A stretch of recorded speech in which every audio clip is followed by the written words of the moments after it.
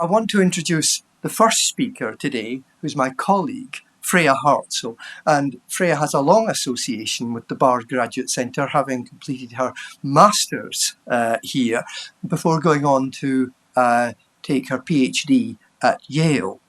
And she's currently finishing her book on Richard Riemerschmidt, which examines how the Munich artist Riemerschmidt's early 20th century designs for housewares, interiors, and clothing forced a reconception of what we tend to understand as modern. Freya's work has been supported by a range of foundations, but she's also moving away from many of these topics into clothing, fashion, exploring the material and conceptual aspects of transparency in design and their political implications for international modernism. Today, however, she's coming back to the mainstream of architecture and design history because the title of her talk is Art and Technology, a New Unity, which I don't know about everyone else here. I still find that an incredibly inspiring motto. And I hope we're going to elaborate some of that during the day. Please welcome Freya Hartzell. Thank you.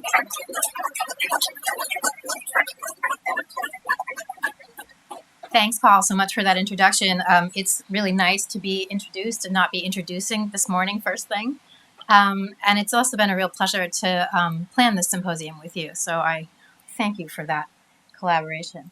Oh, look, my slide. So I changed my title slightly, as people seem to do in these moments, and to add this beyond that you see in the bottom there, which is completely vague, but I think by the end you'll know where my beyond is going. So I will get started because I probably will run long. As humans living in an increasingly complex and interconnected world, we're involved and invested in the process of speculation during countless moments of a single day. We pause at multiple miniature crossroads to ask ourselves how our choices about what to wear, what to eat, where to go, how to get there, and whom to meet will affect our health, wealth, and well-being. In short, how these myriad, minute decisions will construct our future selves.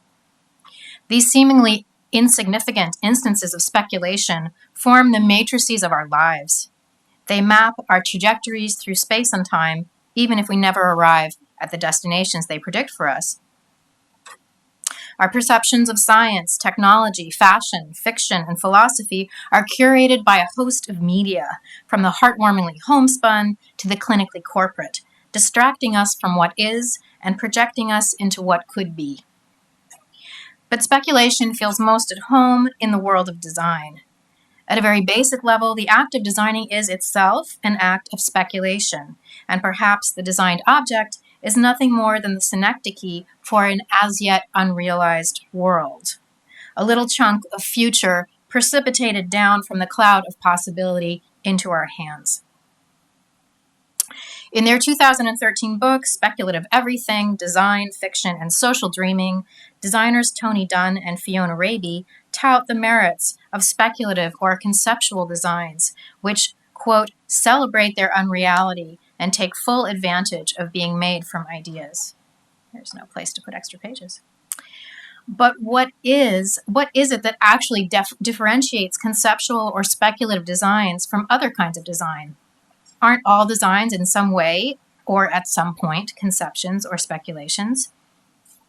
For Dunn and Raby, it's conceptual design's separation from the marketplace that, quote, creates a parallel channel free from market pressures and available to explore ideas and issues.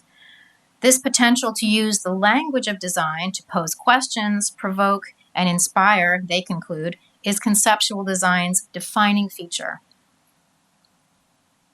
In its opposition to, or perhaps even denial of market forces, as well as its insistent orientation towards a someday, even if ostensibly in service to a today, conceptual design aligns itself with a utopian tradition that's far from new,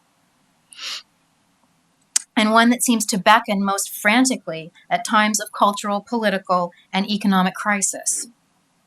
These are our times, and it's no coincidence that the concept of utopia and its necessary evil, dystopia, pervades both our popular and intellectual culture right now. The founding of the Bauhaus School in Weimar, Germany took place in times of crisis. The school opened its doors on April 1, 1919, just 5 months after the founding of post-World War I Germany's Weimar Republic, the progressive regime that prevailed, if tumultuously, until the Nazi takeover in January of 1933. The Bauhaus was born into the aftermath of violent political turmoil marked by workers' uprisings in the autumn of 1918, as well as the murders in Berlin on January 15, 1919, of revolutionary socialist heroes Rosa Luxemburg and Karl Liebknecht at the hands of a state-deployed right-wing militia. And far less glamorously, poverty, unemployment, homelessness, starvation, in short, want in all of its degrading guises, defined daily life in the recently defeated German nation. So it's not surprising that in the spring of 1919, this statement by architect and Bauhaus founder Walter Gropius would have acted as a beacon, drawing to the sleepy, romantic town of Weimar, the disheartened and disillusioned with its utopian euphoria. Together, let us desire, conceive, and create the new structure of the future, which will embrace architecture and sculpture and painting in one unity, and which will one day rise toward heaven from the hands of 1 million workers like the crystal symbol of a new faith. This excerpt from Gropius's program for the State Bauhaus in Weimar is better known now as the Bauhaus Manifesto, and it first appeared alongside this woodblock print called The Cathedral of Socialism, or The Cathedral of the Future, by the American-born expressionist artist Lionel Feininger. Together, Gropius's words and Feininger's picture functioned as a recruitment tool, calling young artists who had returned from the trenches or come of age in their wake to offer up their individual talents in the collective service of craft. The Bauhaus pamphlet was flagrantly utopian, and yet it proposed a practical solution to the plight of many young, unemployed German artists.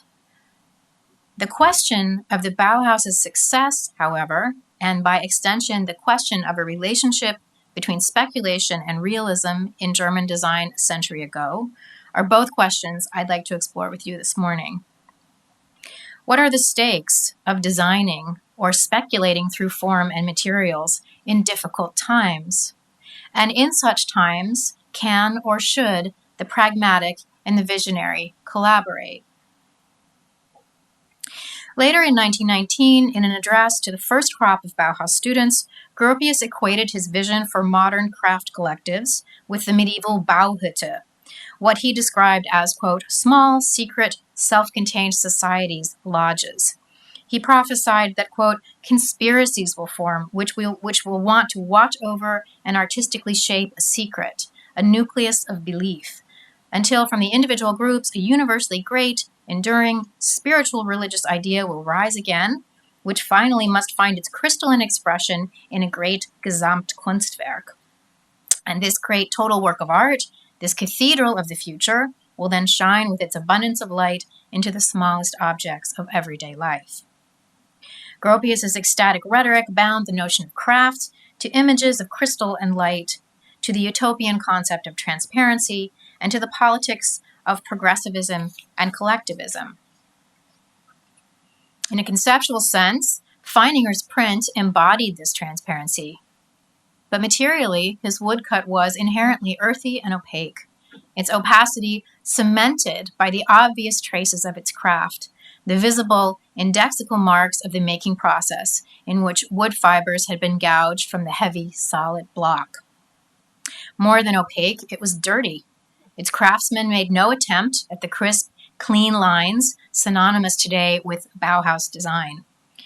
The rough, jagged cuts, and especially the flecks of black ink within the white voided areas, besmirch and negate the pristine immateriality of its depicted subject, glass. This friction between the speculative concept of social transparency and the opaque pragmatism of earthy, dirty craft at the Weimar Bauhaus was nowhere more pronounced than the ceramics workshop. Unlike the other workshops, the Bauhaus potters set up shop at a 20-kilometer remove from the central Weimar campus in the buildings of an abandoned castle owned by the local state government of Thuringia. The modern ceramics developed at the hamlet of Dornburg an der Saale came about in collaboration with the established local potter Max Krehan, who became the Werkmeister, or master of craft, for the Bauhaus student apprentices.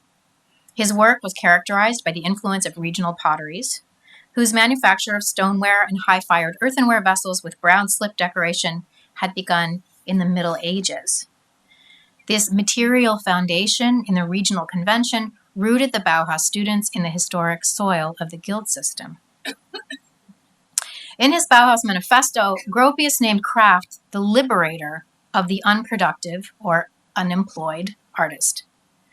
But it was Krehan's practical embodiment of the Bauhütte's guild philosophy, not just by passing down tacit knowledge, but also through the sales of his pots, which produced real income for the workshop, that enabled the Bauhaus students to truly return to the crafts.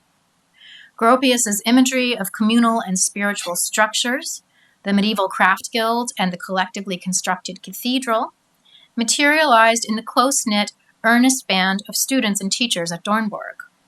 The medieval guild model was consciously adopted by the workshop's Formmeister, master of form, the sculptor Gerhard Marx, who made clear from the beginning that, quote, "We are all striving to unite all of the fine arts in the Bauhütte, along with a foundation in handicraft training." But it was the unique infrastructure at Dornburg that made the Bauhütte concept practical. According to Marguerite Friedlander, an ardent Bauhaus potter, and later the internationally recognized ceramist Marguerite Wildenhain, whom we'll hear about more later this afternoon, the entire experience of the ceramics workshop was earthy, messy, and dirty. She describes how some students arrived at the workshop, quote, in uniforms tattered and torn from 4 years in the trenches, others in old clothes they'd worn since the beginning of the war, some barefoot. But she also recalls that all of them were ready to start afresh, with all they had in ideals, energies, gifts, and total devotion. It was a rebellious group, a fire with ideas of a better future for mankind, where the crafts would be an integral part of art and art of total life. Apprentices dug their own clay from the banks of the local river and slaved day and night over smoky, wood-burning kilns. They worked the soil to grow much of their food, and several of the women potters cooked for the entire community. Friedlander describes a curious conjunction of speculative utopianism and harsh pragmatism at the ceramics workshop. For all its aspirations towards a better tomorrow, its predicament in 1920 was inextricable from the frustrating financial structure of the Bauhaus, which was itself in thrall to Germany's post-war economic crisis and skyrocketing inflation. Friedlander writes, "What we produced belonged to the Bauhaus, which sold our work and gave us a percentage of the price as remuneration. As the German inflation accelerated, we were paid 3 times a week and rushed to the shop the very minute we got our money. A few hours later, it would all have been worth only half as much. It was a horrible time for all of us, and food was scarce because nobody wanted to sell anything. If we could buy a 100-pound sack of oatmeal, we did, and many times we ate oatmeal for breakfast, oatmeal and homegrown chard for lunch, and chard and oatmeal for dinner." And that's actually the menu we've ordered for today's symposium, so I'm sure you'll enjoy it. In the spirit of these tough times. But it was these conditions that actually helped bind the Bauhaus potters to one another. According to Friedlander, against the world, we were as one. We became a real community. This was Gropius's self-contained society, or Bauhütte, realized in the tough, gritty terms of communal subsistence living. Here, participation in what Gropius had envisioned as a total artwork was not speculation. It was survival. You rolled up your sleeves, pitched in, and got your hands dirty, or you starved. For the Bauhaus potters, however, this was a productive, fertile dirtiness. Mud was at once Mother Earth, medium, and muse. Bauhaus pots were both made from and decorated with dirt. In fact, for any of us who might be tempted to believe Bauhaus mythologies of form following function and clean lines, Bauhaus pots can seem surprisingly humble, traditional, brown, and dirty. From the very first, the Bauhaus had embodied for Friedlander the practical, hands-on material process of craft.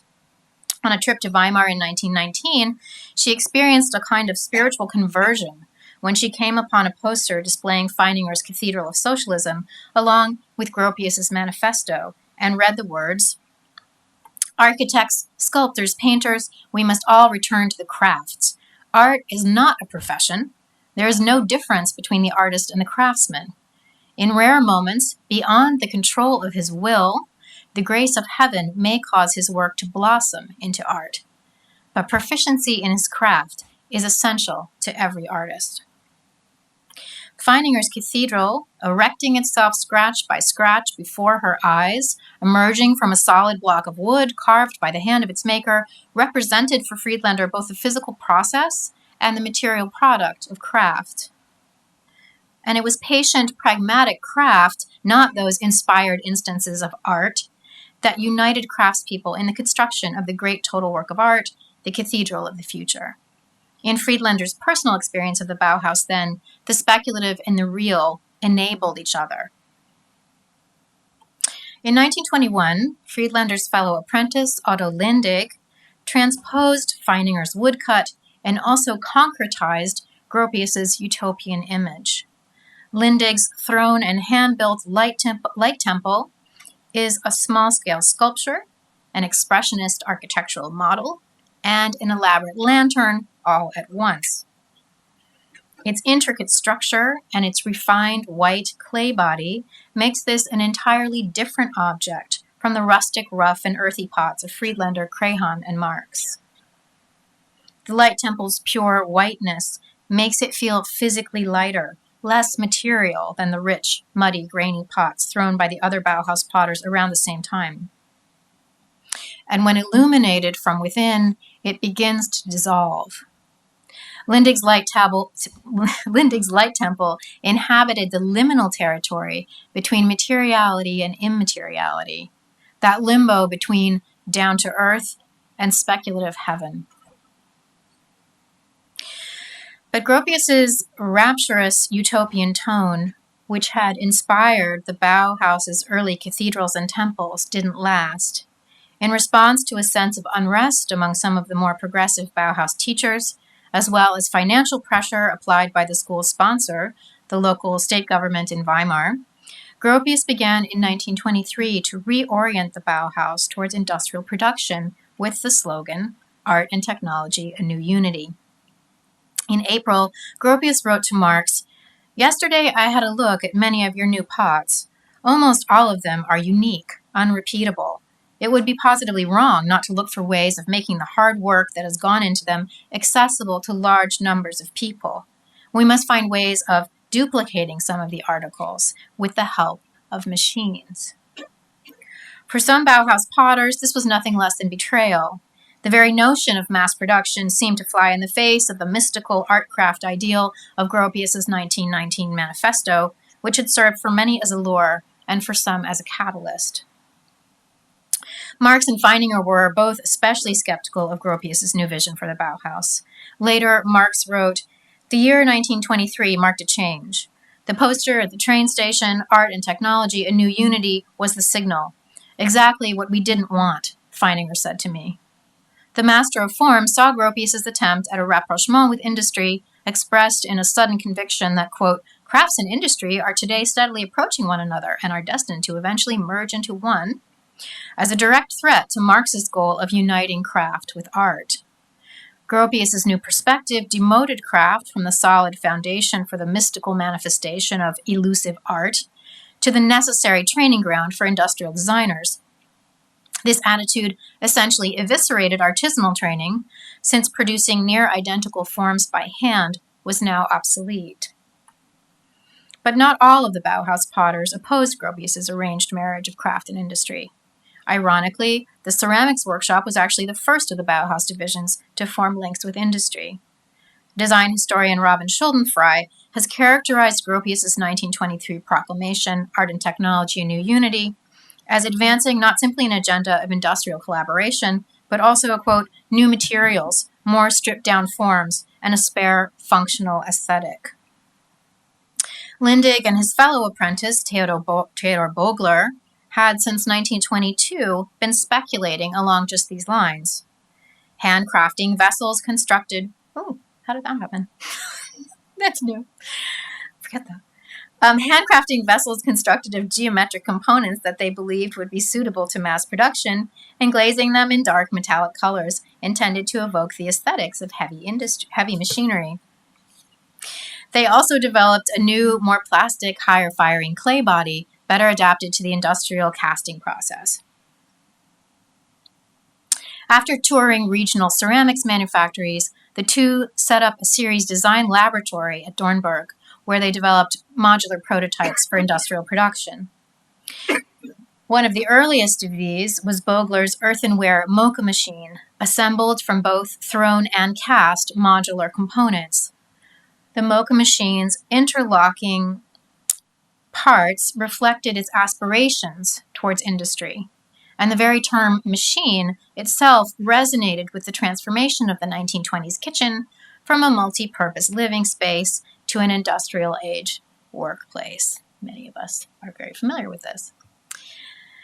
But Bogler's high-fired earthenware prototype, while designed with industrial production in mind, still spoke to the materials and process of traditional craft, the physical contact embedded in and embodied by Friedlander's cow and Weininger's cathedral. Most telling of the gap between speculation and pragmatism, however, is Bogler's attempt to transcend the earthiness of Dornberg craft through a collaboration with a local porcelain manufacturer. Though the carefully engineered mocha machine was briefly manufactured in porcelain, its multi-part design proved too complicated and expensive to mass produce in the long term, and it was dropped from production by 1924. While the reality of Bogler's mocha machine remained far from his vision for it, it was nevertheless transfigured by its new porcelain body. With its complex puzzle-like construction, like a utilitarian version of Lindig's expressionist light temple, it conveyed a utopian purity and radiance through its sheer whiteness and dazzling reflectivity.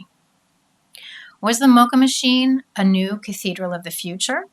Might it, in spite of its technical failure, symbolize Gropius's revision of a social equality forged not in the sacred flames of mystic brotherhood, but in the purifying fires of industry?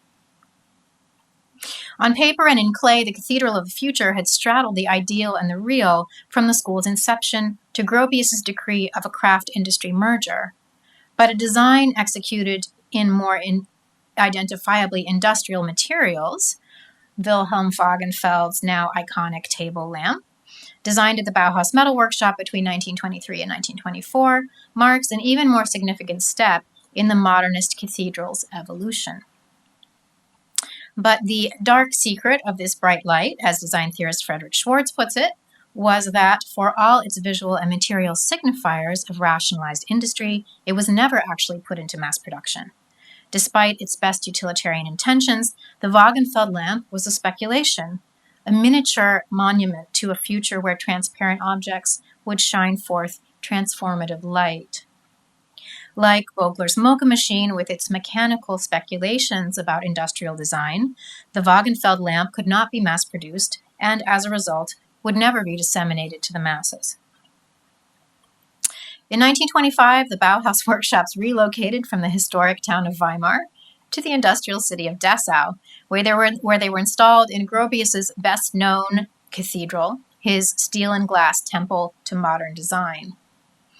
Less than a decade later, in September of 1932, the Nazi-dominated city council of Dessau forced the closure of this brazenly transparent Bauhaus. But as Paul Betts has just shown and told us last night, while the Bauhaus itself was shut down as an unwanted scourge of what he calls cultural Bolshevism, several recognizable Bauhaus products stayed in production.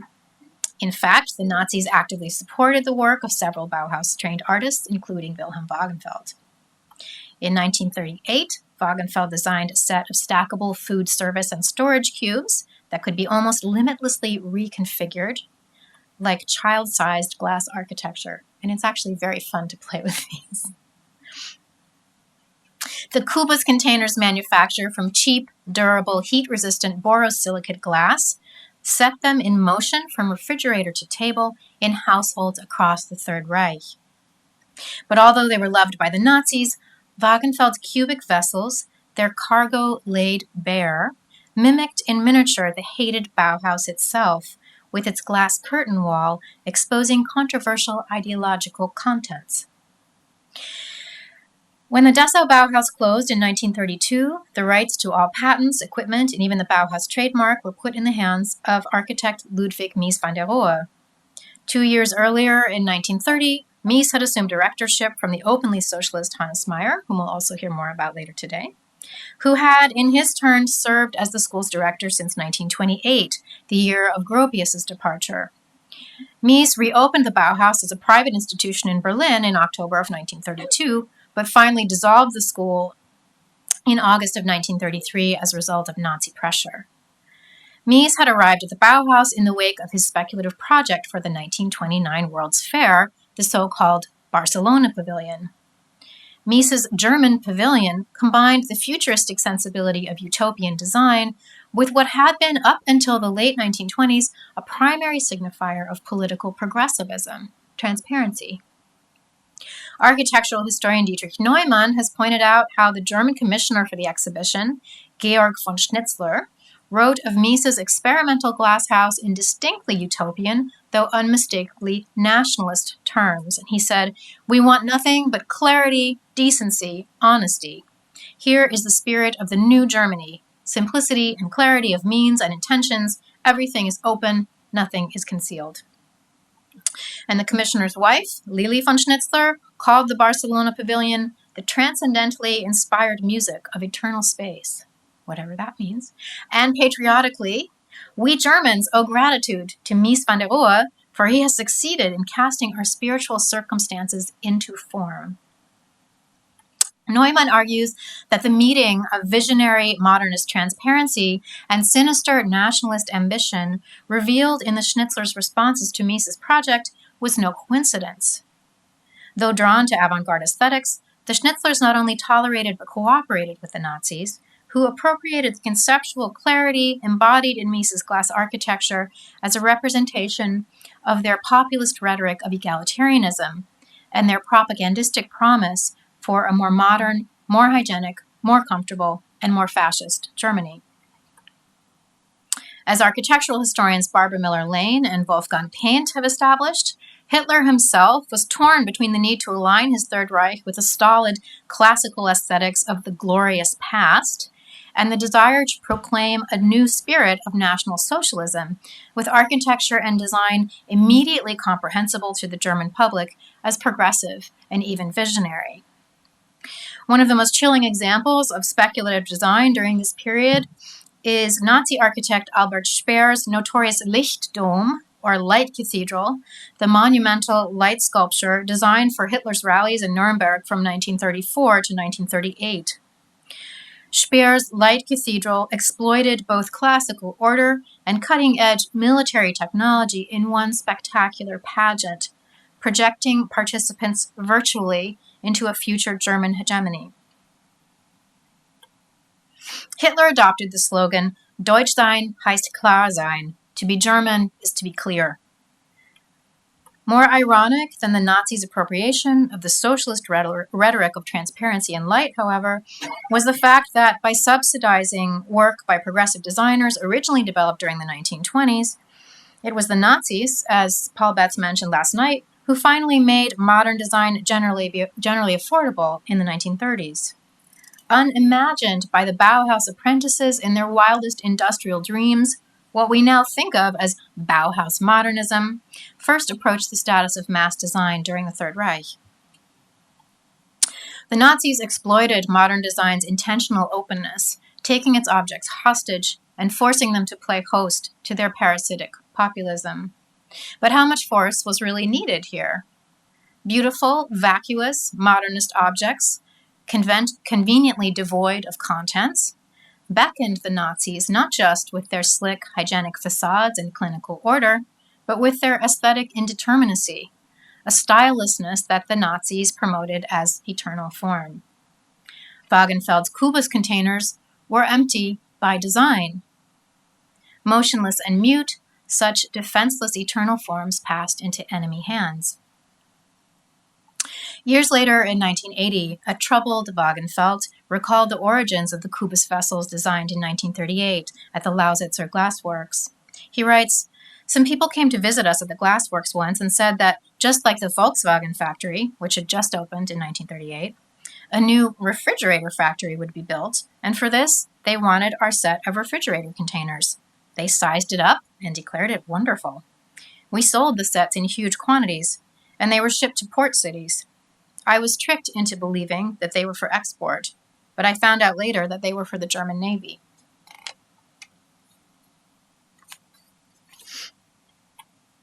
The visitors to Wagenfeld's glassworks saw the sleek, mass-produced Kubus containers as inherently populist objects. They might well serve a functional purpose in the approaching war, but perhaps even more central to their market value, they would bring joy to the German people. Like the new Volkswagen, or People's Car, which Hitler had just celebrated at a rally in 1938. The new car, rendered progressively and honestly transparent in this advertisement, was, according to Hitler, built for the broad masses to answer their transportation needs and to give them joy.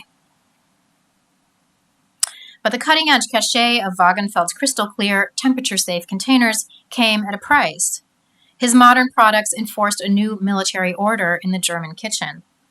To maintain the pristine image of domestic hygiene that the concept of transparency exacted, every mark, every smear, and every fingerprint had to be painstakingly removed from the glass surface. And if you look very carefully at this slide, you can tell that a museum collection that will remain nameless has not really quite removed all those marks from that surface. I won't tell where that is.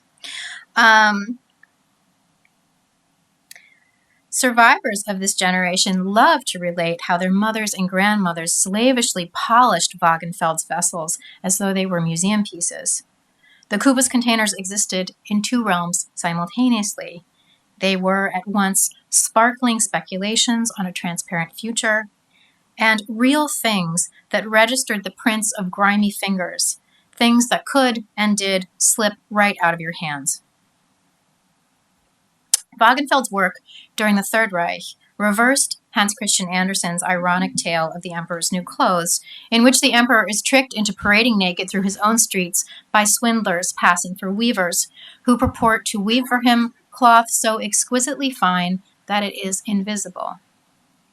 These weavers are the consummate speculators. As Dunn and Raby put it, their products, quote, celebrate their unreality and take full advantage of being made from ideas. Modern designers generated a real product, but under the Nazi regime, it stripped them naked.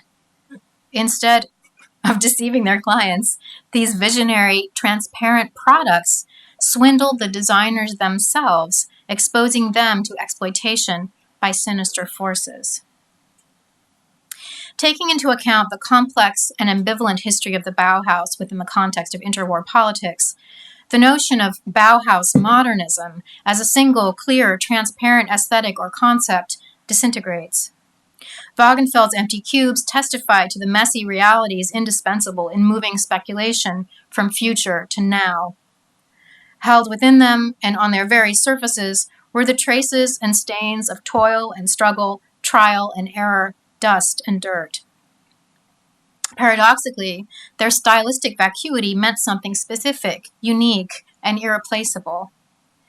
And the self-effacing modernist object, deliberately transparent, empty, and free, was an ironically easy hostage.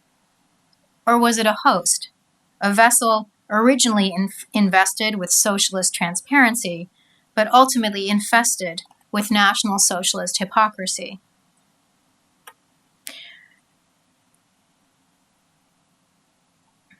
Why did the Nazis fear the glass Bauhaus while desiring these glass blocks by a Bauhaus designer? Was it because the first was so difficult to empty, while the last were all too easy to fill? These are our times, right now. Thanks. Do you want me to sit? Yeah. Do you want me to sit? Yeah. Here, let me take this. Just a couple of words on the format for today, that where there's time after each of the talks, we will invite questions related to that talk, but at the end of each session in the morning and in the afternoon, we will have a panel discussion. But if there are any specific questions to Freya for her talk, we've got a couple of minutes for that at the back. The Light Temple, yeah. Mm-hmm. Does that still exist? And if so, You know, you've totally caught me out. Does anybody know if it's in the Bauhaus archive? I just know the photographs. I don't think it does. I'd be surprised because I haven't seen it in the flesh. Yeah, this catches me out in my theoretical versus practical experience. Yeah. And if a sneaky Nazi legacy. That's a good one. The Woodstock picture of the ocean of people. Yeah. Taken from the original of that. I bought a book, Zeppelin's, 1930. And Zeppelin went above these mass demonstrations and took the photos of that ocean of the, shocked me, took my breath away, whether spiritually or historically. That's something I don't think we've come to connect. But I think that was the first time that image existed, because it had to be taken from that type of plane. But this was very exciting to see these strange but direct legacies being, taken over. Thank you. Thank you very much. One more? Yes. Is there any discussion of the surface of the ceramics, the pottery? Unlike the metal and the glass, they can be decorated. They can be painted with animal and human figures, the very things that you would not see actually in the rest of the Bauhaus. Yeah. So I think this is really, depending on how you feel about decoration, which is of course a whole, could do another talk about that.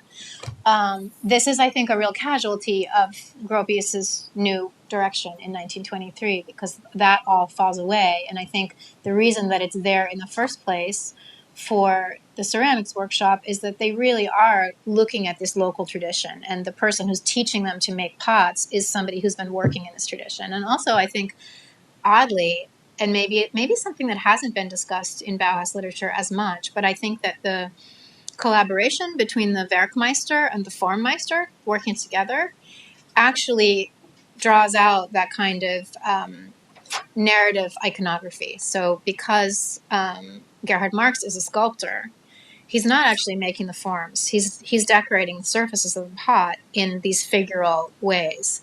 And I think that that's very much a product of their unique collaboration. So that's happening too. And that's another reason I would imagine that Marx is very, threatened by what Gropius is saying, because all of that, as we know, there are many instances in early 20th century design when there are ways figured out how to perpetuate decoration but make it quicker and cheaper.